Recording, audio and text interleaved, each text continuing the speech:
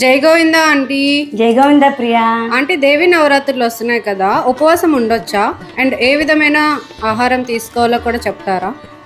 శరణ్ నవరాత్రుల్లో మనం నిరంతరం అమ్మవారి స్మరణ, పారాయణం, నిరంతరం అమ్మవారి యొక్క స్పృహతోనే మనం జీవిస్తూ ఉండాలి ఈ 9 రోజులు. అయితే 3 రకాలైన నియమాలని మన పూర్వీకులు నిర్ణయించారు.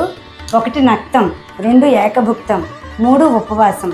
నక్తం అంటే ఉదయం లేచిన నుంచి భగవతి యొక్క స్మరణ చేస్తూ ద్రవ పదార్థాలను తీసుకుని సాయంత్రం ధూప నైవేద్యాలతో అమ్మవారిని ఆరాధించి ప్రసాదాన్ని మనం స్వీకరించవచ్చు.